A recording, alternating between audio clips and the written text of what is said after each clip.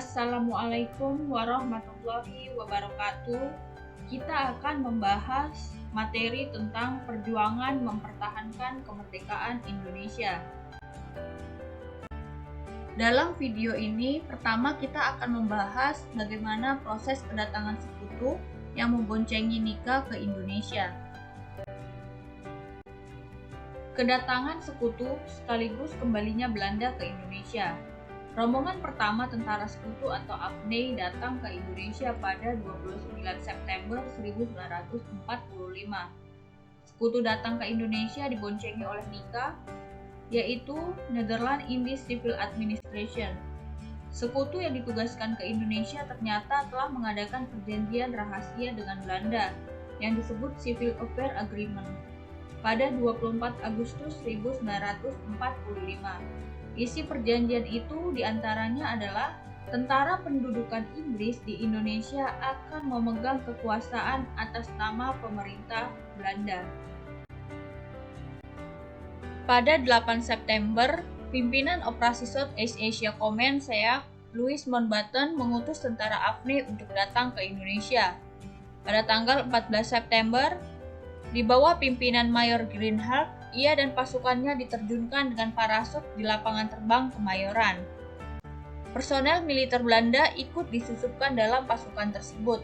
Mereka adalah wakil Greenhalgh, yakni Letnan Mr. S.C. Baron van Tuyl, dan 3 personel militer Belanda. Tugas utama Greenhalgh dan timnya adalah mempersiapkan pendaratan pasukan Inggris dan secepat mungkin menetapkan kedudukan markas AFNI di Jakarta. Pada tanggal 29 September, rombongan pertama tentara AFNI yang diangkut dengan kapal HMS Cumberland mendarat di Tanjung Priuk, Jakarta. Dan di akhir Oktober, sekutu sudah mendarat di 3 kota pelabuhan utama di Sumatera, yakni Medan, Padang, dan Palembang.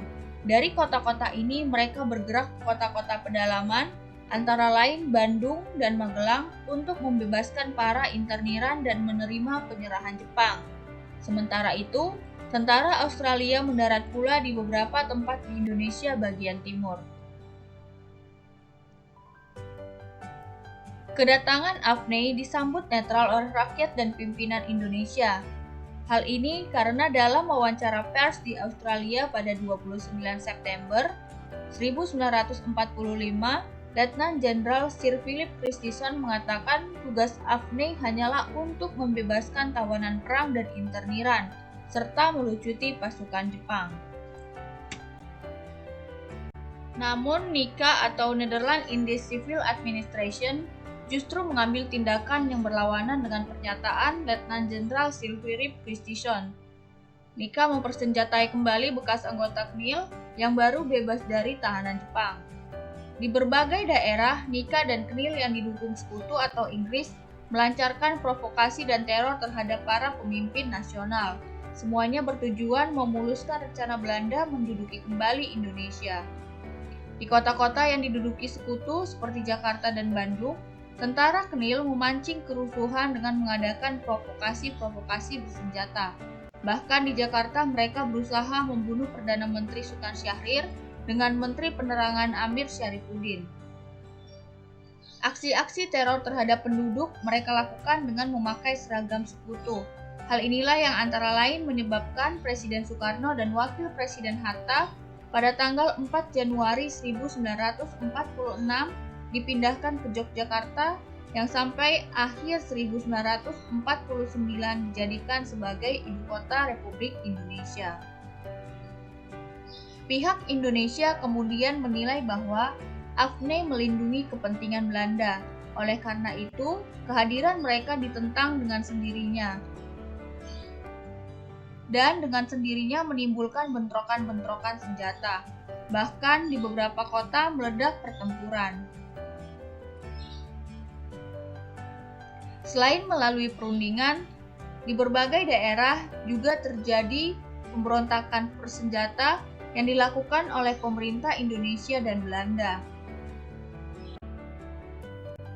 Berikut ini merupakan bentuk-bentuk perjuangan dengan kekuatan senjata dalam upaya mempertahankan kemerdekaan Indonesia.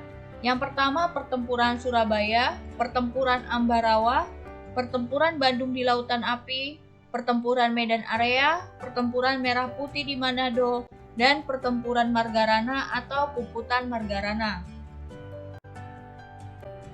Kemudian, berikut ini perjuangan dengan diplomasi diantaranya Perundingan Linggarjati, Perundingan Renville, dan Perundingan Rumroyen, dan yang terakhir puncaknya adalah Konferensi Meja Bundar. Secara kronologis, berikut merupakan upaya bangsa Indonesia dalam upaya mempertahankan kemerdekaan Indonesia, baik secara diplomasi maupun perlawanan, antara tahun 1945, sejak pertama kali sekutu mendarat di Indonesia, sampai dengan 1950, yaitu Konferensi Meja Bundar dan pengakuan kedaulatan Republik Indonesia.